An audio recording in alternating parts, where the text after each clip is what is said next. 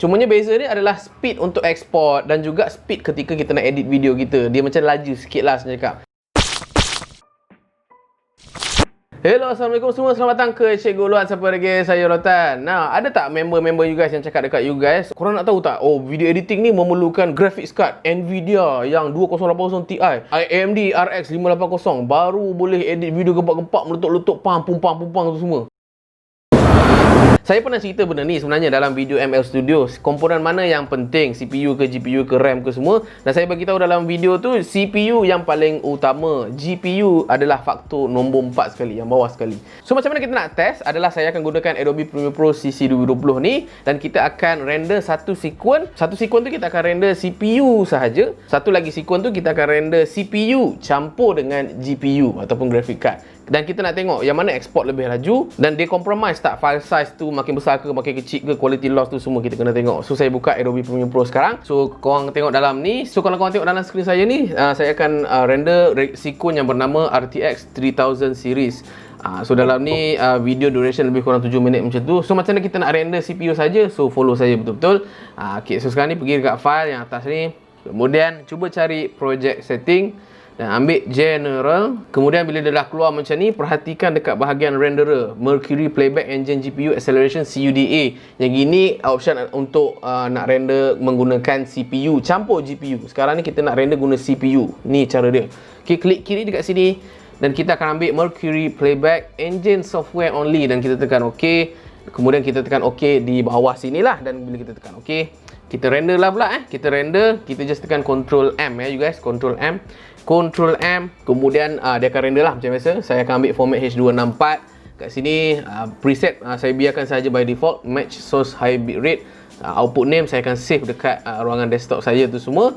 Dan bila saya tekan export, so dia akan export lah. So video yang duration 7 minit lebih ni, dia render lebih kurang 5 minit macam tu. Dan kita kena tengok sama ada dia gunakan ke tak GPU kita. So macam mana? Kita kena buka Task Manager lah. Pergi dekat bawah ni, black bar ni, klik kanan. Kemudian kita akan ambil Task Manager. Kemudian kita kena pergi dekat tab nama dia Performance. Dan saya tak tepi sikit.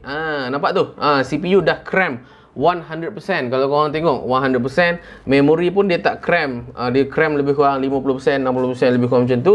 GPU yang bawah sekali, dia hanya cram lebih kurang 20%, 20% sahaja. So tak banyak. Yang bekerja kuat adalah CPU. Okay, so video dah siap render. Sekarang ni kita akan render sekuen yang sama, tapi kita nak on option dia akan renderkan CPU campur dengan GPU. So ini cara dia.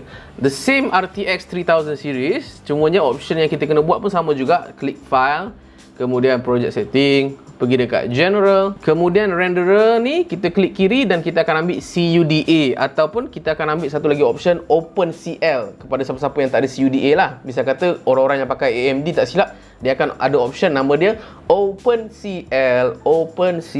Boleh juga ambil benda tu, tak ada isu. So saya ambil CUDA untuk Nvidia. Okay, dan kita akan tekan OK. Kemudian kita boleh cuba render macam biasa, Ctrl M. Kemudian format macam biasalah, H264.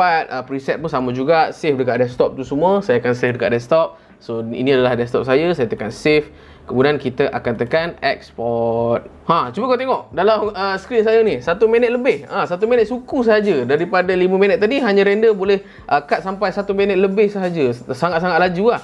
So kalau kita tengok dekat dalam Task Manager, CPU masih lagi 100%, memang betul. Cumanya kalau kita tengok bahagian GPU kita, GPU bawah ni, Nvidia RTX 2060 saya ni, dia dah push lebih kurang 36%, 40%, dia boleh cecah 50% dan sebagainya. Nak menunjukkan CPU akan pergi dulu 100%, tetapi GPU akan top up dia ke depan. Dekat sini nak cakap sebenarnya tak semestinya korang nak edit video ni kena ada graphic card. Bermaksud ada CPU yang basic-basic, yang misal kata 4 core ataupun 2 core pun boleh juga. 2 core 4 thread tu semua still fine. Dan dia tak akan compromise in terms of file size. File size antara CPU dan juga CPU plus GPU tak ada beza pun. Quality pun sama je, bitrate pun sama juga. Cumanya beza dia adalah speed untuk export dan juga speed ketika kita nak edit video kita. Dia macam laju sikit lah saya cakap. Still no issue kalau macam korang gunakan laptop yang tak ada graphic card Nvidia ataupun AMD. Dia ada graphic card Intel HD biasa. Boleh je edit, tak ada masalah. So untuk wrap up kita punya video kali ini, korang boleh je guna guna Adobe Premiere Pro untuk test sendiri korang punya rendering speed, menggunakan graphic card punya acceleration tu semua. Gunakan software macam DaVinci Resolve pun konsep dia sama juga. CPU, GPU tu semua, Final Cut Pro dekat Mac pun lebih kurang sama juga. Saya ibaratkan macam inilah. CPU ni ibarat enjin untuk kereta dan GPU ni adalah turbo untuk kereta. Kereta akan bergerak according to engine, dan kereta tak mampu bergerak sekiranya kereta tu ada turbo sahaja. Dia mesti ada enjin tu juga. Bila dia ada enjin, barulah turbo tu boleh push dia ke depan macam tu. Nak cakap dekat sini, still komponen paling penting dalam editing masih lagi CPU. Oleh itu sajalah kot untuk video kali ini. Apa lagi yang you guys nak tahu berkenaan dengan video making ke video tutorial editing tu semua bla bla, korang boleh roger saya dalam ruangan komen di bawah. Saya Cikgu Luan. Siapa lagi? Saya Rotan.